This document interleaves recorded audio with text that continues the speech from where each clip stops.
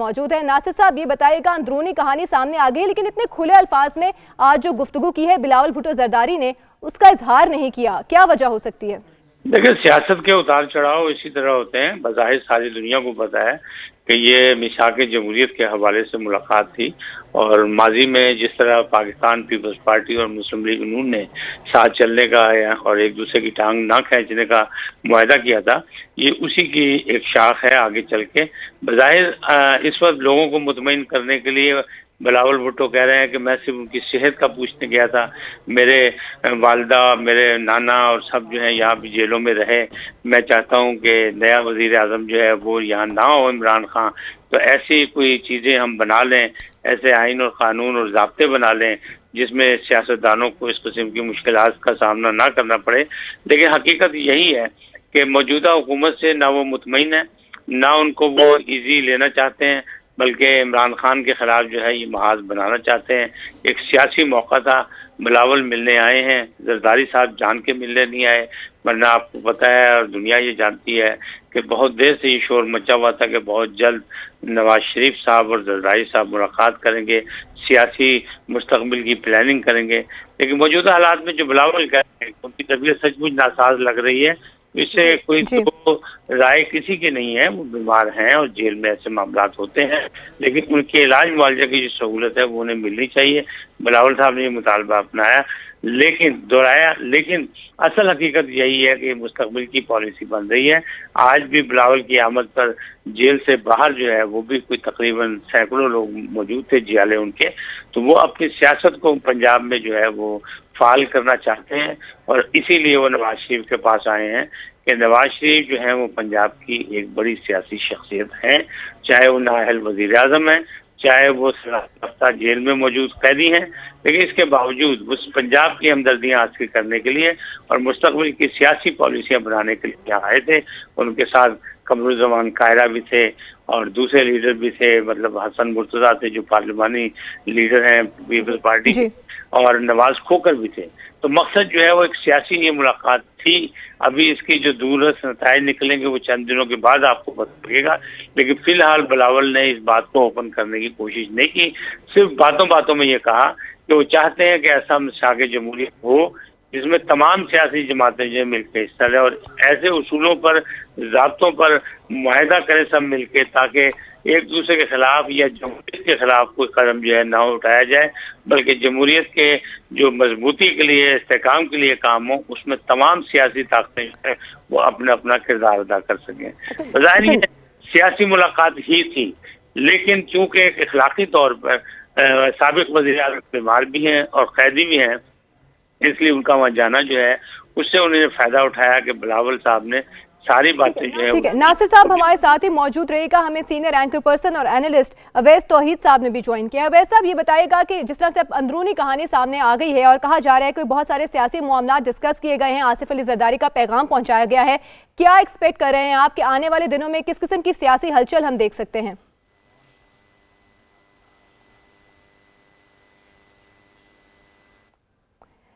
अवैस तौहीद साहब से हम दोबारा राब्ता करने की कोशिश करेंगे। नासिर साहब, आपके लिए भी यही सवाल कि आने वाले दिनों में किस किस्म की सियासी हलचल हो सकती है अगर सियासी मामलात पर इतनी डिटेल में बातचीत हुई है इस मुलाकात में?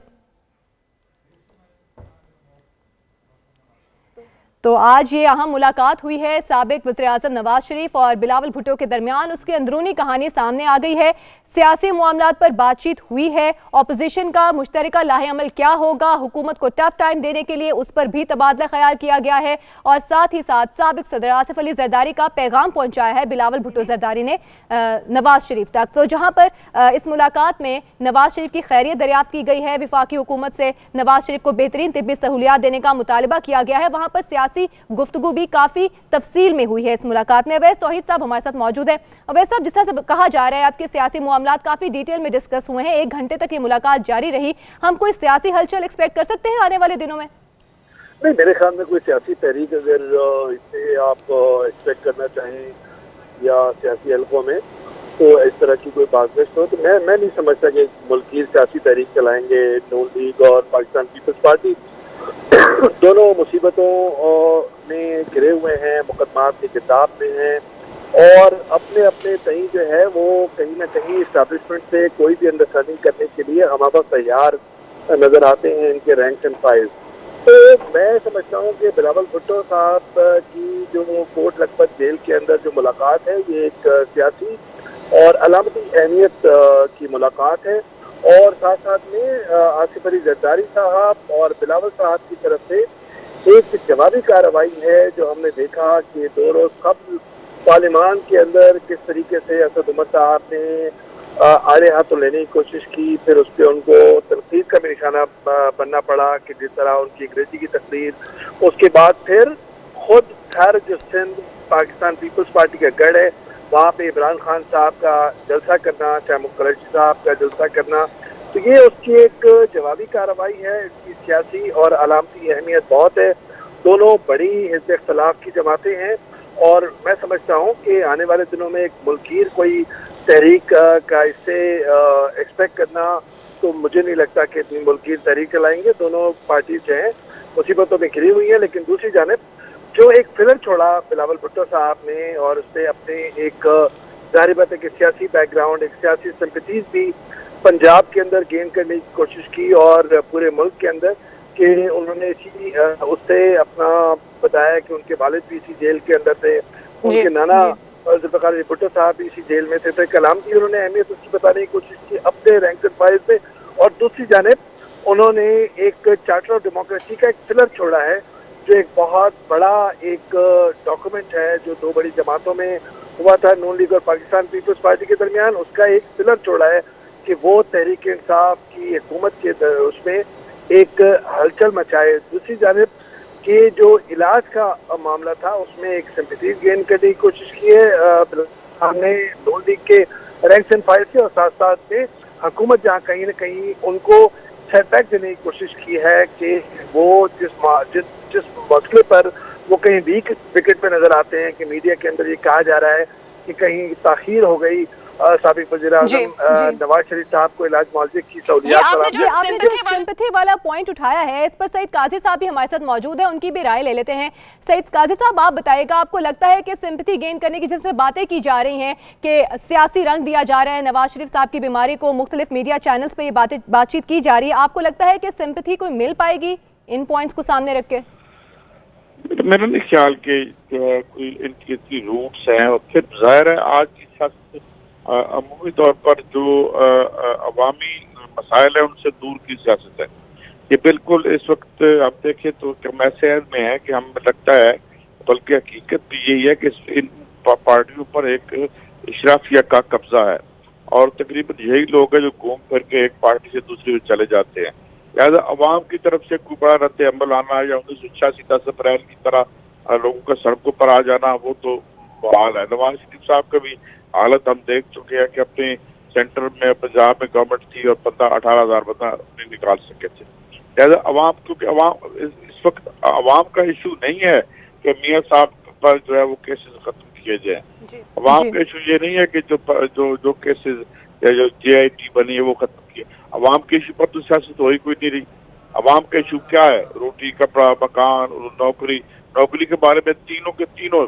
یہ کہتے ہیں جی وہ نوکری دینا ہمارا کام نہیں ہے. اور بھائی ہم سے نوکری لینا ہم جو تمہیں الیکٹ کر کے دیتے ہیں بھیجتے ہیں تو وہ نوکری میں تو بڑے پریویلیج بھی ملتے ہیں, آپ کو مفت ٹکٹ ملتے ہیں, تنخواہ ملتی ہے, یہ اور بھی جو تو یہ اس لیے عوام کا تو اس سے کچھ لینا دینا نہیں ہے. سوال یہ ہے کہ یہ مل جل کے اب اپنے اپنے تحفظ کے لیے یہ آپس میں شامل ہو رہے ہیں, اور وہ تحفظ ہے اپنے ان کیسز سے. یہ بڑی صاف سی بات ہے, اس میں کوئی جمہوری ایشو یا کوئی. سعید صاحب ہمارے ساتھ ہی موجود رہے گا, ہمیں سینئر اینالسٹ ذوالفقار راحت صاحب نے بھی جوائن کیا ہے. ذوالفقار صاحب آپ کیا سمجھتے ہیں, کیا اپوزیشن کوئی مشترکہ لاہ عمل اختیار کر کے موجودہ حالات کو, حکومت کو کوئی ٹف ٹائم دے سکتی ہے؟ دیکھیں جی, قاضی صاحب نے بالکل درست کہا کہ یہ عوامی ایشو ہے ہی نہیں کہ بلاول صاحب نواز شریف سے مل رہے ہیں یا نواز شریف زرداری سے مل رہے ہیں یا زرداری صاحب خورشید شاہ صاحب کو کیا ہدایت جاری کر رہے ہیں. یہ اپنا لوٹا ہوا مال بچاؤ پروگرام ہے, اور یہ مال بچا سکیں گے یا نہیں بچا سکیں گے یہ اس پہ بھی ابھی کوئی حتمی رائے نہیں دی جا سکتی، میرا خیال ہے کہ نہیں بچا سکیں گے۔ تو یہ جتنے مرضی اکٹھے ہو جائیں، یہ تمام اپوزیشن پارٹیز اکٹھی ہو کے بھی یہ 10-20 ہزار کا یہ شو کرنے کی پوزیشن میں نہیں ہے۔ عوام بالکل لا تعلق ہو چکے ہیں۔ پیپلز پارٹی اور نون لیگ کی سیاست کا پول اس لیے بھی کھل گیا ہے کہ میں تو کہتا ہوں کہ جو قائد اعظم ثانی ہونے کے دعوے دار تھے نواز شریف صاحب، اور لاہور ان کا مرکز تھا، لاہور کے اندر ان کے گھر سے کچھ 3-4 کلومیٹر کے فاصلے پہ کوٹ لاکھپت جیل کے اندر وہ بند ہے۔ 3rd ٹائم پرائم منسٹر رہنے والا شخص آج تک لاہور کی کسی سڑک کے اوپر 2000 یا 1000 کا یا 1500 کا مجمع نہیں نکلا۔ کل کال دی گئی تھی نون لیگ کی طرف سے کہ پریس کلب کے باہر جمع ہو جو، وہاں پہ 100 بندہ اکٹھا نہیں ہوا۔ آپ مجھے بتائیں کہ اس طرح کے حالات میں یہ کیا ٹف ٹائم دیں گے؟ اور دوسری سب سے بڑی بات یہ ہے کہ حکومت کے خلاف جب بھی اپوزیشن کو ٹف ٹائم دیتی ہے یا کوئی لایا عمل بناتی ہے یا کسی ایک ایشو پہ وہ سامنے آتی ہے تو اس کے پیچھے کچھ ورکنگ ہوتی ہے۔ آپ مجھے بتائیں کہ موجودہ حکومت کا کون سا ایسا پوائنٹ ہے جس کے اوپر آپ ان کو ٹف ٹائم دیں گے؟ کیا انہوں نے گڑبڑ کر دی ہے؟ کیا ایسی کرپشن کر دی ہے؟ کیا